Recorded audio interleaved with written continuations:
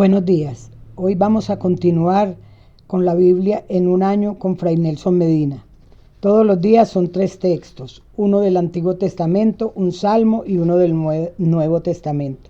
La lectura demora entre 12 y 15 minutos. Debes sacar el tiempo ya que no es solo escuchar. Busca los textos en tu Biblia y los vas siguiendo. Bienvenidos. Este es el día número 265. Estamos leyendo toda la Sagrada Escritura en 365 días. Hoy tenemos textos del libro de Isaías, del libro de la Sabiduría y de la carta de San Pablo a Tito. Pedimos con humildad y con confianza la gracia del Espíritu Santo y avanzamos en nuestro camino con renovado empeño. En el nombre del Padre y del Hijo y del Espíritu Santo. Amén. Oráculo sobre Damasco. Miren, Damasco ya no será una ciudad. Se ha convertido en un montón de ruinas. Sus poblaciones, abandonadas para siempre, serán para los rebaños. Allí pasarán sin que nadie los moleste. Efraín perderá su plaza fuerte y Damasco la realeza. El resto de Aram tendrá la misma suerte que la gloria de los hijos de Israel, oráculo del Señor de los ejércitos. Aquel día disminuirá la gloria de Jacob y enflaquecerá la gordura de su cuerpo. Será como cuando el segador recoge la mies y su brazo ciega las espigas, como cuando se desgranan las espigas en el valle de Refaim y solo queda un residuo, o como cuando se golpea un olivo. Quedan 2 o 3 aceitunas en lo alto de la copa, 4 o 5 en las ramas del árbol frutal, oráculo del Señor Dios de Israel.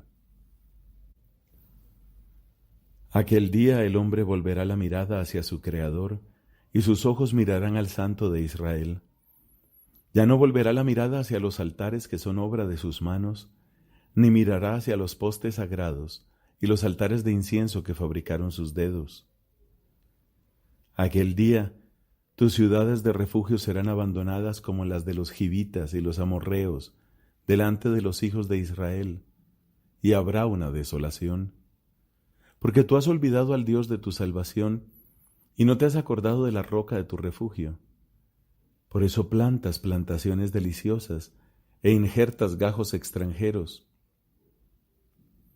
El mismo día que plantas los ves crecer, y a la mañana siguiente ves germinar tu semilla.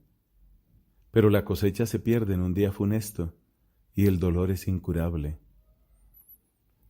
Ah, ese rugido de pueblos numerosos que rugen como rugen los mares, ese bramido de naciones que braman como las aguas encrespadas.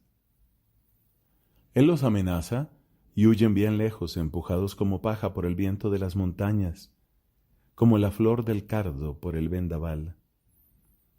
Al atardecer sobreviene el espanto, antes del amanecer ya no existen más. Esta es la parte de los que nos despojan y la suerte de los que nos saquean. Ah, país del zumbido de alas, más allá de los ríos de Cus, que envías emisarios por mar en canoas de junco sobre las aguas. Vayan, mensajeros veloces, a una nación esbelta, de tez bronceada, a un pueblo temible de cerca y de lejos, a una nación vigorosa y dominadora cuyo país está surcado de ríos. Habitantes del mundo entero y ustedes los que pueblan la tierra, cuando se alce el estandarte, observen. Cuando suene la trompeta, escuchen, porque así me ha hablado el Señor. Yo observaré impasible en mi puesto, como el calor ardiente y deslumbrante, como nube de rocío en el calor de la cosecha. Porque antes de la cosecha, acabada la floración, cuando la flor se convierte en un racimo que madura, se cortan los pámpanos con la podadora, se arrancan y se quitan los sarmientos. Todos ellos serán abandonados a las aves de rapiña en las montañas y a las fieras de la tierra. Las aves de rapiña pasarán allí el verano y todas las fieras de la tierra el invierno. En aquel tiempo se llevarán dones al Señor de los ejércitos, de parte de un pueblo esbelto y bronceado, de un pueblo temible de cerca y de lejos, de una nación vigorosa y dominadora, cuyo país está surcado de ríos. Se llevarán hasta el lugar donde reside el nombre del Señor de los ejércitos, a la montaña de Sión. Oráculo sobre Egipto. Miren al Señor que entra en Egipto montado sobre una nube ligera. Ante él vacilan los ídolos de Egipto, y el corazón de Egipto se disuelve en su interior. Yo incitaré a egipcios contra egipcios, y combatirán hermano contra hermano, amigo contra amigo, ciudad contra ciudad, reino contra reino. El espíritu de Egipto se desvanecerá en su interior. Yo confundiré sus designios, y ellos consultarán a ídolos y encantadores, a nigromantes y adivinos. Entregaré a los egipcios en manos de un amo implacable, y un rey cruel los dominará, oráculo del Señor de los ejércitos. Las aguas del mar se secarán, y el río quedará árido y reseco. Los canales apestarán, los nilos de Egipto bajarán hasta secarse, las cañas y los juncos se marchitarán. Toda la vegetación de los bordes del Nilo y todas las plantas sembradas junto a él se secarán, serán arrasadas y desaparecerán. Gemirán los pescadores, los que arrojan al anzuelo en el Nilo estarán de duelo, y desfallecerán los que echan la red sobre las aguas. Los que trabajan el lino quedarán defraudados, las cardadoras y los tejedores se pondrán lívidos, sus tejedores se sentirán acongojados y todos los asalariados afligidos. ¡Qué necios son los príncipes de Zoán! Los más sabios consejeros del faraón forman un consejo de estúpidos. ¿Cómo pueden ustedes decir al faraón: yo soy hijo de sabios, hijo de antiguos reyes? ¿Dónde están tus sabios? Vamos, que te anuncien y te den a conocer lo que el Señor de los ejércitos ha proyectado contra Egipto. Se han enloquecido los príncipes de Zoán, se ilusionan los príncipes de Nof. Las piedras angulares de sus tribus han extraviado a Egipto. El Señor ha derramado en medio de ellos un espíritu de vértigo, y ellos atraviesan a Egipto en todo lo que emprende, como pierde pie el borracho cuando vomita. Y no será para provecho de Egipto nada de lo que hagan la cabeza y la cola, la palmera y el junco. Aquel día los egipcios serán como mujeres, temblarán y estarán aterrorizados ante la mano amenazadora del Señor de los ejércitos, que Él agitará contra ellos. La tierra de Judá será el espanto de Egipto.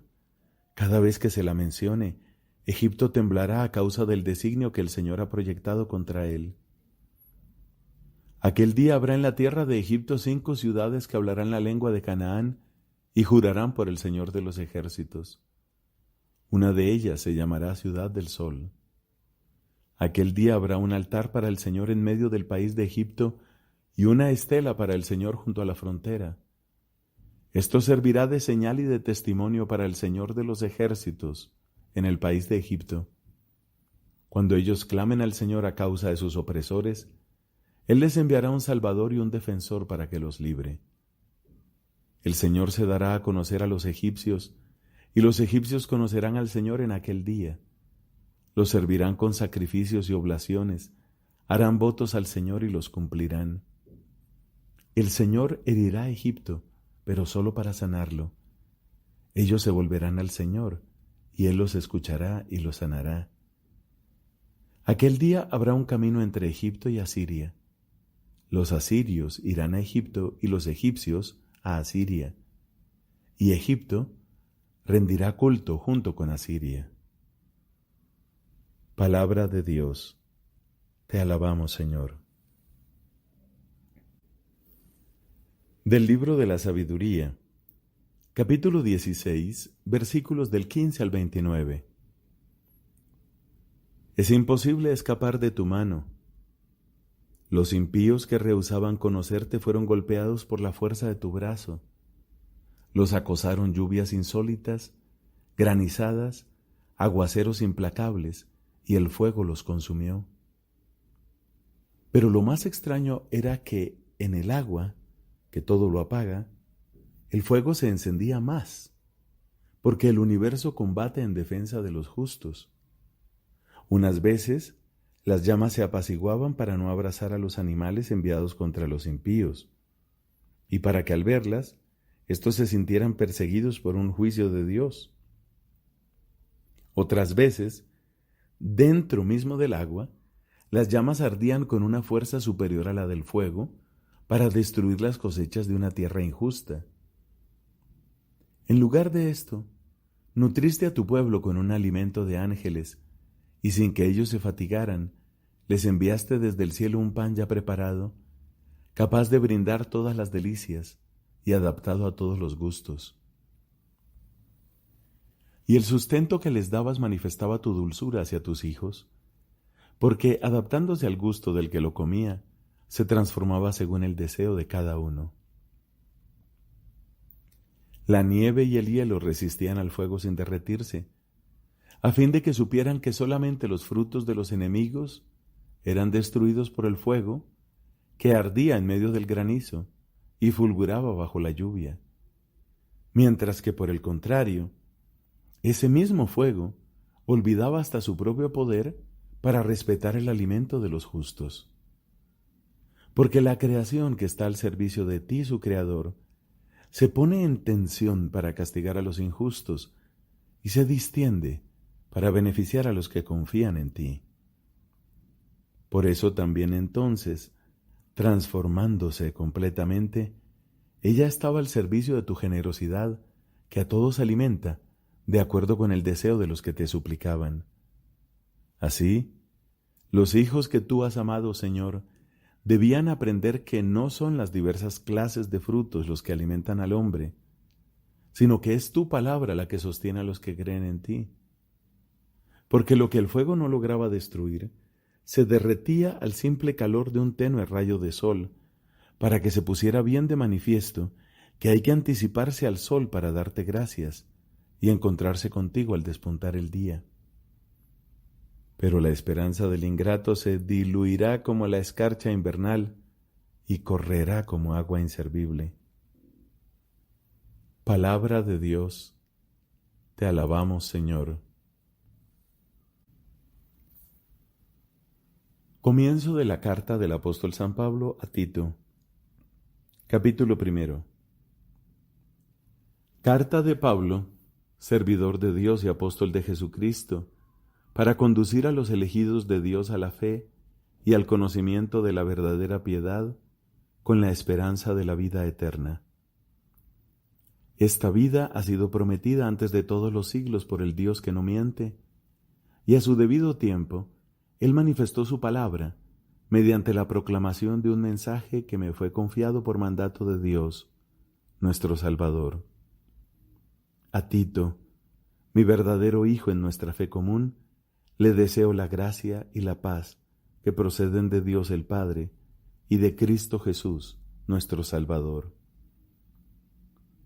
Te he dejado en Creta para que terminaras de organizarlo todo y establecieras presbíteros en cada ciudad de acuerdo con mis instrucciones.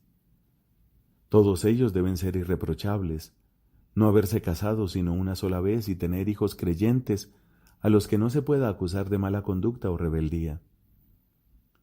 Porque el que preside la comunidad, en su calidad de administrador de Dios, tiene que ser irreprochable.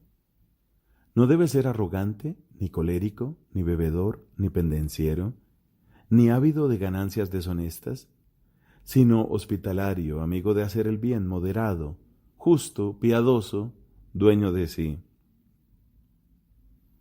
También debe estar firmemente adherido a la enseñanza cierta, la que está conforme a la norma de la fe, para ser capaz de exhortar en la sana doctrina y refutar a los que la contradicen. Son muchos, en efecto, los espíritus rebeldes, los charlatanes y seductores, sobre todo entre los circuncisos. A esos es necesario taparles la boca, porque trastornan a familias enteras enseñando lo que no se debe por una vil ganancia. Uno de ellos, su propio profeta, ha dicho: cretenses, eternos mentirosos, animales perversos, glotones y perezosos. Y esta afirmación es verdadera. Por eso, repréndelos severamente para que permanezcan íntegros en la fe, en lugar de dar crédito a las fábulas judías y a los preceptos de personas que dan la espalda a la verdad. Todo es puro para los puros. En cambio, para los que están contaminados y para los incrédulos, nada es puro. Su espíritu y su conciencia están manchados. Ellos hacen profesión de conocer a Dios, pero con sus actos lo niegan. Son personas abominables, rebeldes, incapaces de cualquier obra buena. En cuanto a ti, debes enseñar todo lo que es conforme a la sana doctrina. Que los ancianos sean sobrios, dignos, moderados, íntegros en la fe, en el amor y en la constancia. Que las mujeres de edad se comporten como corresponde a personas santas. No deben ser murmuradoras ni entregarse a la bebida. Que por medio de buenos consejos enseñen a las jóvenes a amar a sus maridos y a sus hijos, a ser modestas, castas, mujeres de su casa, buenas y respetuosas con su marido. Así la palabra de Dios no será objeto de blasfemia. Exhorta también a los jóvenes a ser moderados en todo, dándoles tu mismo ejemplo de buena conducta, en lo que se refiere a la pureza de doctrina, a la dignidad, a la enseñanza correcta e inobjetable. De esa manera, el adversario quedará confundido porque no tendrá nada que reprocharnos. Que los esclavos obedezcan en todo a sus dueños y procuren agradarlos, tratando de no contradecirlos. Que no los defrauden, sino que les demuestren absoluta fidelidad para hacer honor en todo a la doctrina de Dios nuestro Salvador. Porque la gracia de Dios, que es fuente de salvación para todos los hombres, se ha manifestado. Ella nos enseña a rechazar la impiedad y las concupiscencias del mundo, para vivir en la vida presente con sobriedad, justicia y piedad, mientras aguardamos la feliz esperanza y la manifestación de la gloria de nuestro gran Dios y Salvador, Cristo Jesús. Él se entregó por nosotros a fin de librarnos de toda iniquidad, purificarnos y crear para sí un pueblo elegido y lleno en la práctica del bien. Así debes hablar, exhortar y reprender con toda autoridad. No des ocasión a que nadie te desprecie. Recuerda a todos que respeten a los gobernantes y a las autoridades, que les obedezcan y estén siempre dispuestos para cualquier obra buena. Que no injurien a nadie y sean amantes de la paz, que sean benévolos y demuestren una gran humildad con todos los hombres.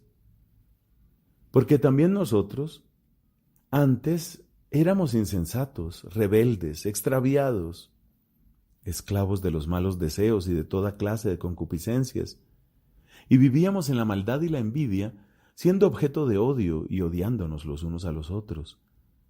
Pero cuando se manifestó la bondad de Dios nuestro Salvador y su amor a los hombres, no por las obras de justicia que habíamos realizado, sino solamente por su misericordia, Él nos salvó, haciéndonos renacer por el bautismo y renovándonos por el Espíritu Santo. Y derramó abundantemente ese Espíritu sobre nosotros, por medio de Jesucristo nuestro Salvador, a fin de que, justificados por su gracia, seamos en esperanza herederos de la vida eterna.